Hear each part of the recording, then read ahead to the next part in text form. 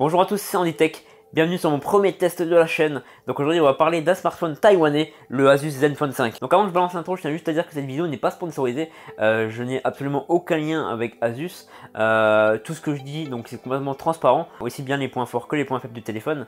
Je veux dire, moi j'ai rien gagné là-dedans, il n'y a il y a rien de commercial dedans.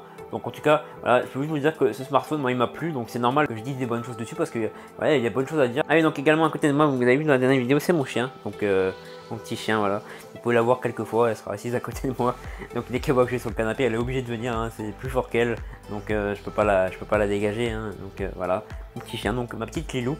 Donc voilà, j'espère qu'elle vous gêne pas, hein. Moi je pense qu'elle gêne pas, ça fait même un peu une petite présence. En tout cas voilà, parenthèse fermée. Donc je vous laisse avec l'intro, bonne vidéo.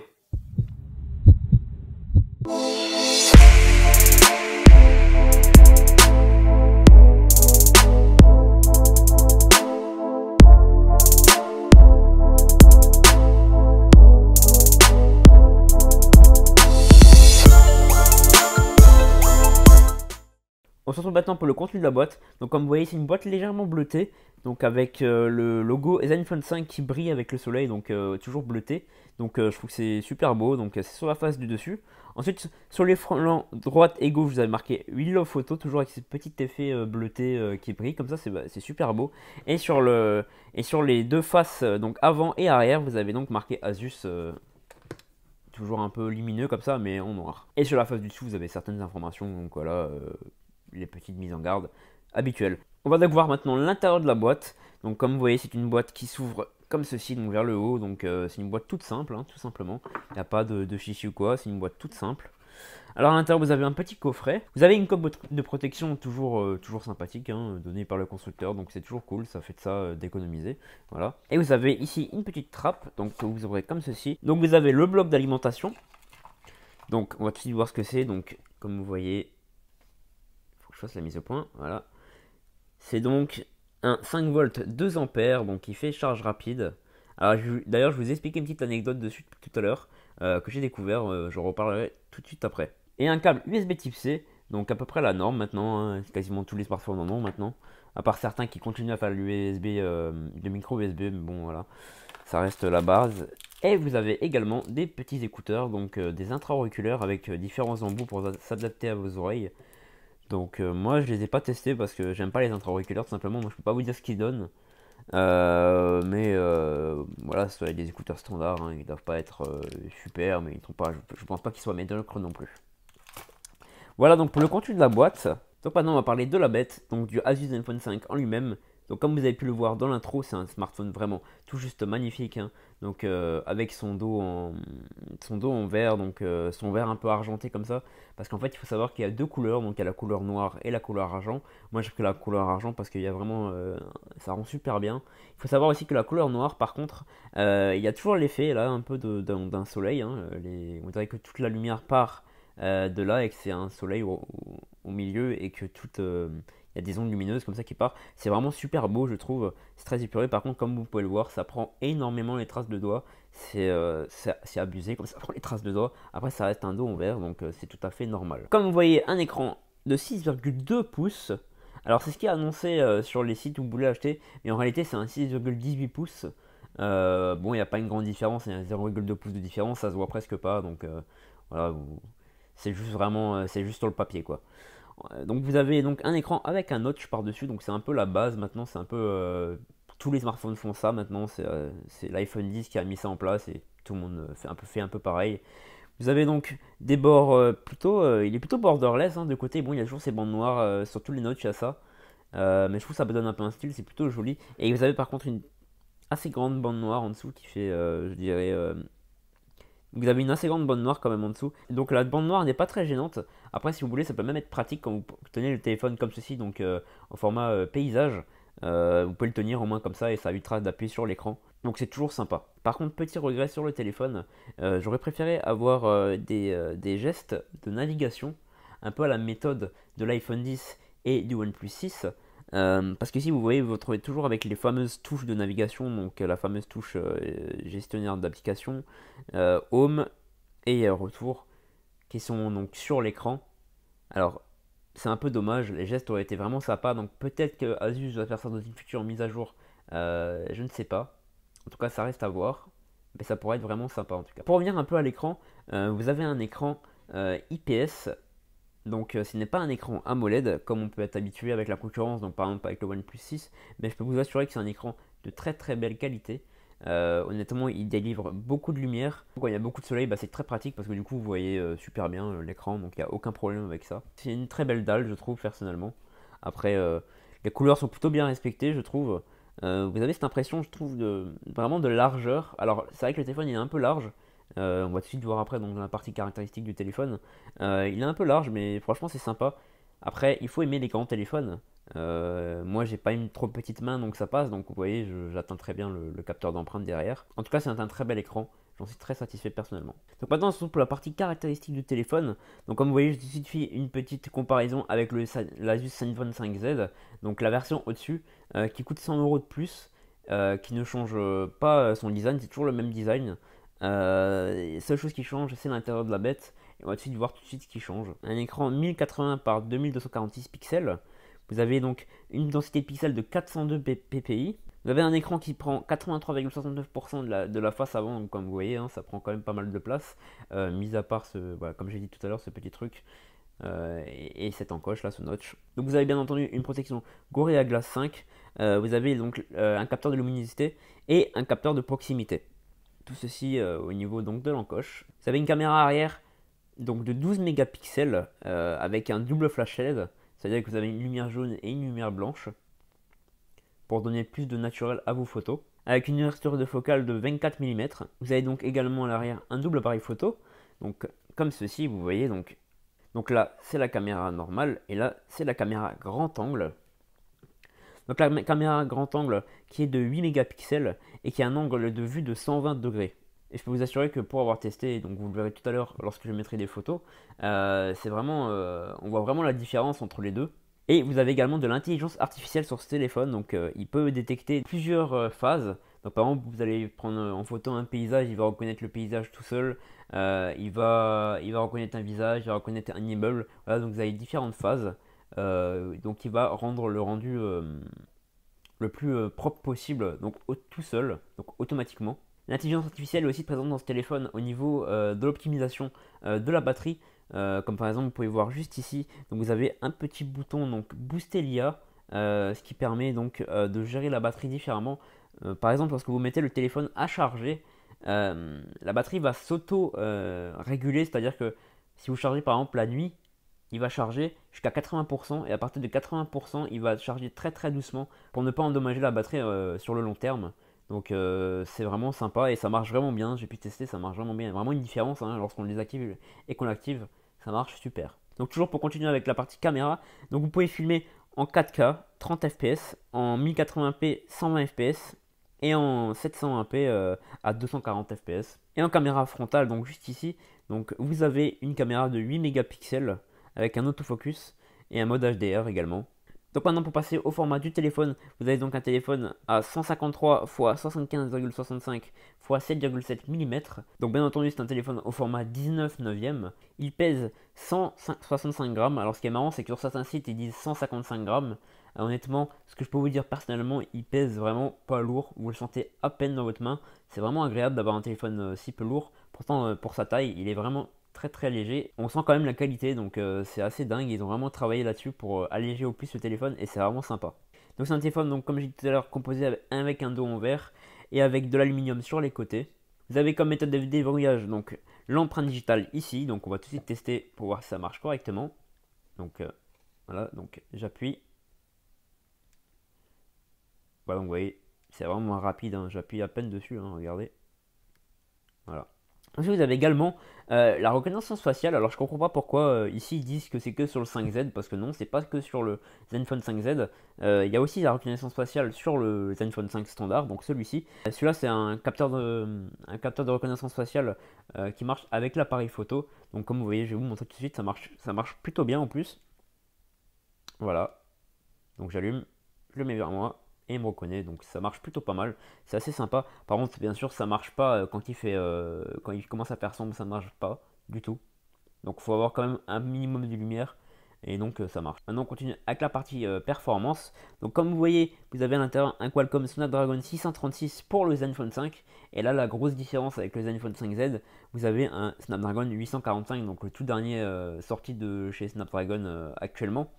Donc le modèle Zenfone 5, il a donc 4 Go de RAM. Alors attention parce que c'est faux ici, c'est marqué 6 Go de RAM alors que non, c'est un 4 Go de RAM. Je suis justement allé vérifier parce que ça me semblait bizarre et j'étais sûr que c'était 4 Go. Donc c'est bien un 4 Go de RAM alors que le 5Z, il a 8 Go de RAM. Vous avez également 64 Go de ROM pour la version 5 et 256 pour la version 5Z. Vous avez également donc le petit truc qui fait toujours plaisir. Vous avez un port micro SD à l'intérieur. Donc c'est soit vous mettez deux cartes SIM, soit une carte SIM et une carte SD, et vous pouvez l'étendre jusqu'à un maximum de 2 Teraoctets, donc c'est énorme. Hein. Honnêtement, moi déjà 64 Go ça me suffit. Donc si vraiment vous avez besoin de beaucoup de place, vous pouvez donc augmenter jusqu'à 2 Teraoctets. Également, petit truc que j'ai testé, donc il fait bien OTG, donc ça veut dire que vous pouvez brancher une clé USB ou un disque dur dessus qui va le reconnaître et vous pouvez naviguer à l'intérieur de vos disques durs comme un ordinateur. Il a donc Android 8.0 avec la surcouche Zen UI, donc, qui a été grandement améliorée par rapport aux anciennes versions de Zenfone, qui étaient très lourdes. Il y avait énormément de paramètres qui servaient à rien. Il y avait des trucs en double et tout. C'était vraiment pas fou. Elle a été énormément allégée et elle est beaucoup plus sympa à utiliser. Vous avez également une batterie de 3300 mAh. Donc on peut croire que c'est un peu juste, mais je vais vous montrer des screenshots que j'ai pu faire donc la dernière fois quand j'avais vraiment utilisé très très fortement le téléphone. Donc comme vous voyez, je l'avais utilisé pendant 5h26 écran allumé, hein, attention, écran allumé. Donc vraiment tout le temps l'écran allumé. Il me restait donc 4% de batterie et je l'avais pas chargé depuis 15h54 minutes. Donc, comme vous voyez, j'avais utilisé donc YouTube pendant 2h41 et donc toujours l'écran pendant 5h26. Et également une intelligence artificielle qui permet toujours d'optimiser la batterie en fond. Donc ça marche super bien et ce qui vous permet d'atteindre 5h26 d'utilisation écran allumé en une journée avec un smartphone avec seulement 3300 mAh. Donc au niveau des capteurs, vous avez un accéléromètre, un gyroscope et une boussole. Donc vous avez également une LED de notification que je vais vous montrer tout de suite. Donc elle se trouve juste ici, donc dans le haut-parleur. Alors malgré que ce soit dans le haut-parleur, comme vous voyez, on la voit quand même bien, hein. Donc même de côté, poser le téléphone à plat, voilà, vous la voyez, donc là. Donc c'est sympa, voilà, on la voit très bien, les plusieurs couleurs, donc vous avez vert, etc. Donc il n'y a aucun souci à se faire. Donc il y a aussi quelque chose sur ce téléphone que j'ai très apprécié. En fait, vous avez un double haut-parleur. Donc ça veut dire que vous avez le haut-parleur donc en dessous ici, hein, donc standard. Et vous avez en fait ce haut-parleur là, donc le haut-parleur de tête qui sert d'habitude aux appels. En fait, il donne le même son que le haut-parleur du bas, ce qui fait que vous avez donc un haut-parleur. Vous avez donc un téléphone qui fait du stéréo. Donc et ça rend plutôt pas mal. En fait, les deux haut-parleurs combinés, donc d'après le constructeur, ça arrive à 120 décibels de puissance. Donc c'est vraiment beaucoup, hein, 120 décibels, c'est vraiment pas mal. Pour vous dire, vous arrivez à un son au max qui est vraiment net et ça fait du bien aux oreilles, ça fait pas mal aux oreilles. Pour vous dire, c'est le téléphone le plus puissant niveau son que j'ai eu jusqu'à maintenant. Je n'ai jamais eu de plus puissant que celui-là. Donc même le haut de gamme, hein, pour moi, c'est le meilleur niveau son que j'ai eu jusqu'à maintenant. Et vous avez, alors très important, il y en a qui vont être contents, vous avez une prise jack encore présente juste en bas. Donc prise jack standard, hein, donc 3,5 mm. Donc ils n'ont pas cédé comme tous les autres téléphones du moment à la supprimer. Donc c'est super pour ceux qui utilisent encore des câbles, hein, des écouteurs ou des casques avec câbles. Voilà, vous pourrez toujours continuer à les utiliser et les débrancher. Voilà, donc on a terminé avec la partie caractéristique du téléphone. Donc ce smartphone, vous pouvez le trouver donc aux alentours de 400 € sur Amazon. Et actuellement, il y a une offre sur Gearbest où vous l'avez à 320 €. Donc par contre, il viendra de Chine. Donc je ne sais pas s'il a toutes les bandes françaises. En tout cas, si vous le connaissez en France, vous êtes sûr de l'avoir avec les bandes françaises. Également en ce moment, donc jusqu'au 31 août 2018, vous avez une offre donc chez Asus. Si vous l'achetez chez Asus, vous avez 50 € de remboursé sur le téléphone. Donc vous passez de 400 à 350 €. Donc maintenant, on va passer à la partie jeu. Donc comment ils se débrouillent dans les jeux les plus gourmands. Donc je vous ai sélectionné donc l'habituel PUBG, hein, donc le jeu qui fait un peu le buzz en ce moment. Voilà, donc on se retrouve dans le lobby du jeu, donc en attendant une game. Donc comme vous voyez, c'est vraiment fluide, hein, c'est plutôt fluide. Donc je vous montre tout de suite en quel niveau j'ai mis mes graphismes. Donc il me semble qu'ils sont mis de base quand j'avais lancé le jeu. Donc il est en équilibré niveau graphisme et il est en fréquence d'image, donc en FPS élevé, donc ça tombe très bien, il n'y a aucun souci à se faire dessus. Par contre, je vous conseille de le laisser en moyen parce que sinon vous allez avoir des petits problèmes. Bon, il y a eu un petit freeze, c'est normal, c'est pendant le chargement, il y a tout le monde qui se connecte, donc c'est tout à fait normal. Voilà, alors qu'est-ce qu'il y a ici? Alors, ok, on va essayer de trouver un petit mec. Voilà, donc vous avez vu la partie jeu, donc où ça marche super bien, il n'y a aucun souci, hein, ça sera comme ça toute la game, donc je peux arrêter ici. Il n'y a aucun problème de fluidité, je veux dire, ça marche très bien. Voilà, aucun problème à vous faire dessus. Donc maintenant, toujours pour parler de la partie jeu, donc vous avez dans le téléphone une fonctionnalité qui est plutôt sympa. Donc vous allez dans la partie paramètres, donc vous allez dans avancer, et vous avez ici quelque chose qui s'appelle génie du jeu. Donc en fait ça permet de stream ou de filmer des parties donc quand vous êtes en train de jouer et de ne pas être dérangé par les messages tout ça. Donc j'ai pas essayé mais je sais pas ça marche très bien, hein. Je vois pas pourquoi ils l'auraient mis, ça marche pas. En tout cas voilà, si vous voulez stream des parties de jeux sur votre téléphone, donc par exemple là vous pouvez synchroniser votre compte YouTube, votre compte Twitch, voilà, donc c'est à vous de voir, c'est à votre guise. Vous avez également donc une petite partie Zenimoji. Alors qu'est-ce que c'est les Zenimoji? En fait, c'est par exemple un peu les animojis. Donc en fait, c'est carrément ça, hein. C'est les animojis un peu Apple, mais version Asus. J'ai montré, donc salut. Donc vous allez en fait tout simplement ici pour les activer. Donc vous faites vers le bas, vous glissez vers le haut, je veux dire. Et là, vous avez donc les différents animaux. Donc vous avez une chouette, par exemple. Voilà. En fait, quand vous bougez, comme vous voyez, là, je bouge ma tête en fait. Et ah, ça bouge en même temps que moi, donc là je ferme mon œil. Voilà, il capte plutôt bien, hein, c'est plutôt sympa. Pourtant ça marche que avec l'appareil photo, mais ça marche plutôt bien. Après pour moi, honnêtement, je trouve que ça reste un gadget, hein. Moi je vois pas trop l'utilité. Moi c'est pas un truc que j'utilise. Donc bon, c'est à vous de voir, hein. Ça reste vraiment un gadget, c'est un truc que vous allez faire 5 minutes et puis bon, voilà. Donc, vous pouvez par exemple l'envoyer à des gens, vous pouvez l'enregistrer, l'envoyer à quelqu'un. Voilà.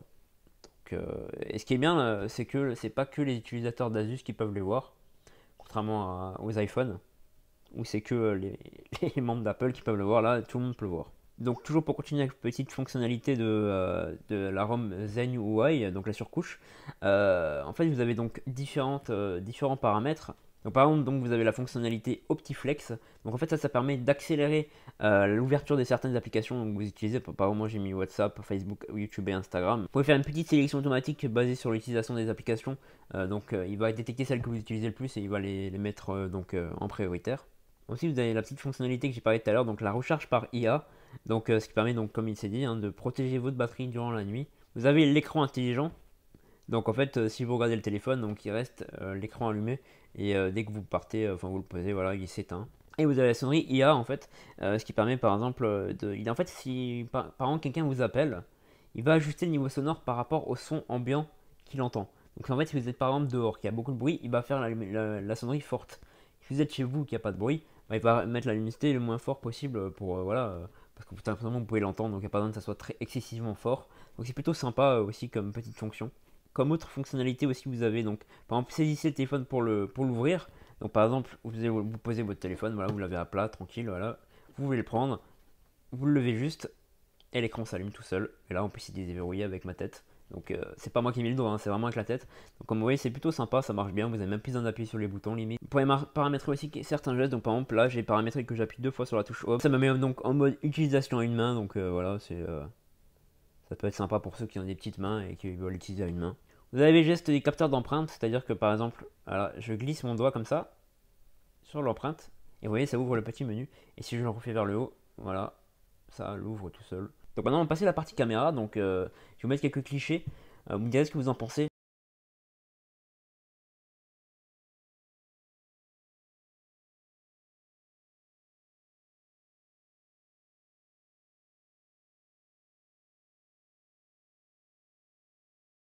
Petit test donc de la vidéo en caméra frontale, donc ça marche plutôt bien comme vous voyez, hein, donc la qualité est plutôt jolie, hein, je trouve en haute luminosité. Donc là je suis dehors, donc il fait super chaud, c'est abusé là. Je sais pas ce qui se passe en ce moment, mais c'est vraiment l'été, hein. Là c'est clair et net que c'est l'été. Donc bon voilà, on voit génial, hein, c'est super, donc il n'y a pas de problème avec ça. Donc maintenant on va donc voir maintenant ce que ça donne avec la caméra donc arrière. Arrière moi je marche pas, donc on voit pas trop si ça tremble. Bon, ça tremble un peu quand même. Donc comme vous voyez ça marche plutôt bien. Donc là je suis en Full HD 30 fps, donc ça marche bien, il n'y a aucun problème dessus. C'est plutôt joli même, on peut voir donc plutôt bien les détails quand même, hein. C'est plutôt pas de problème, la qualité est plutôt belle, hein, quand même. Donc là vraiment en haute luminosité, donc ça marche plutôt bien, il n'y a pas de problème. Je crois que j'ai dit beaucoup de fois il n'y a pas de problème. Vous avez aucun souci à faire dessus. Quand je filme donc en faible luminosité, donc comme vous voyez, hein, voilà, c'est normal, hein, c'est pixelisé. Bon, c'est normal, il fait noir, hein. Puis c'est quand même un smartphone. Maintenant, on va tester donc avec le flash. Donc, ouais, avec le flash, il marche plutôt bien quand même, hein, on peut dire. Ça va, c'est plutôt sympa. On a un flash assez fort, donc comme lampe de poche, c'est plutôt pas mal aussi. Donc, bon. Voilà, donc aucun souci avec ça. Donc là, je suis en faible luminosité, donc comme vous voyez, on voit rien. Tout simplement, il fait noir, quoi. Donc, bon, c'est normal, c'est le noir, quoi. Moi je trouve que ça manque un peu de piqué dans le noir, hein, honnêtement, je trouve que c'est pas fou. Après moi je suis pas un professionnel de la photo donc je pense que on peut toujours améliorer en touchant au mode professionnel, donc en augmentant soi-même les paramètres. Moi je m'y connais pas, en tout cas je sais qu'il fait pas des photos super belles quand il fait sombre. Par contre en haute luminosité je trouve que c'est plutôt joli, donc que ce soit la caméra, les deux caméras arrière ou la caméra frontale, je trouve que c'est plutôt joli et honnête, honnêtement. Pour un moyen de gamme, c'est plutôt sympa. Après, comme dit, ça reste un téléphone à 400 €, donc on peut pas en demander non plus la lune, hein. On n'est pas sur un iPhone, sur un Samsung Galaxy S9 ou je sais pas quoi. Voilà, c'est vraiment, ça reste vraiment un téléphone moyen de gamme, quoi. Voilà, donc pour conclure, on va passer au point fort et au point faible général du téléphone. Donc j'ai pu noter comme point fort donc le beau design, hein, donc vraiment ce très beau design du téléphone. La bonne autonomie, donc les 5h30 d'utilisation qui sont vraiment pas négligeables. Les deux haut-parleurs donc en stéréo. La prise jack, donc toujours bien, hein, ça c'est vraiment un point fort maintenant je trouve. Et le bel et grand écran, quoi. Vraiment plutôt joli. Alors comme point faible par contre, comme vous voyez c'est un peu peut-être contradictoire, mais j'ai pu marquer la batterie de 3300 mAh. Alors oui, elle tient 5h30 d'utilisation comme j'ai pu le faire. C'est bien, mais si on avait eu une batterie de 4000, par exemple comme fait la concurrence, ça aurait été encore mieux. Donc on peut toujours avoir mieux, hein, donc 4000 ça aurait été pas mal. Aussi l'arrière glissant en verre et sans charge sans fil. Alors oui, l'arrière étant en verre, il est très glissant. Vous mettez sur une table, il va bouger, mais c'est affreux. Donc je peux vous donner un petit exemple par exemple. Je vais le poser rien que sur sa boîte, donc c'est une boîte assez... regardez, un tout petit peu, là je l'incline un tout petit peu. Voilà, ça bouge. Donc vous pouvez pas le mettre à plat sans la coque, c'est assez chiant quoi, c'est un peu gênant. Il faut faire attention, il faut mettre la coque, très important, il faut mettre la coque quoi. Il faut faire gaffe de pas le laisser glisser. Et sans charge sans fil, alors oui, donc je comprends pas trop le choix qu'ils ont fait. Ils ont pas mis la charge sans fil, alors que l'arrière est en verre, donc permet la charge sans fil. Donc c'est pas très logique. Après je pense que c'est toujours une question de coût, hein. Mais bon, c'est un peu dommage, on aurait bien aimé la charge sans fil. Alors maintenant, la chargeur pas rapide. Alors je sais pas si vous vous souvenez au début, quand je disais que le chargeur était rapide, en fait, le téléphone fait charge rapide. Il y a un truc assez bizarre, c'est que, par exemple, le chargeur qui donne avec, lorsque vous mettez à charger le téléphone, il va marquer charge, voilà, chargement, tout simplement. Donc moi je me suis dit, hop, il charge rapidement, bon, il charge pas trop vite, mais il charge normalement, quoi. J'ai dit, ok. Et un jour, en fait j'ai un deux chargeurs. Et un jour, en fait, j'ai pris mon deuxième chargeur que j'ai, donc mon chargeur de mon ancien téléphone, donc un chargeur Xiaomi, parce que voilà, j'avais pas envie de chercher l'autre. Je l'ai branché, et l'autre c'est un chargeur 5 volts 2,5 ampères. Et il fait aussi 9 volts. Et là, magie, il y a marqué charge rapide. Donc en fait, le téléphone fait la charge rapide, mais le chargeur de base ne permet pas une charge rapide. Donc ok, elle est assez rapide, mais elle peut encore être plus rapide avec le chargeur. Donc c'est pas très logique pourquoi nous avons mis un chargeur pas rapide comme ça. Sachant que le chargeur de l'autre téléphone, donc qui est charge rapide, c'est un chargeur d'un téléphone qui m'a coûté 200 €. C'est pas très logique, hein, je trouve ça un peu dommage. Bon, surtout qu'il y a la fonction, donc c'est pas logique quoi. Et enfin pour terminer, donc la caméra moyenne en faible luminosité, donc voilà, les petites déceptions qu'il y a. Après, c'est des petits détails. Bon, moi, c'est pas trop quelque chose qui me dérange. Après, tout dépend hein, de tout et chacun, hein.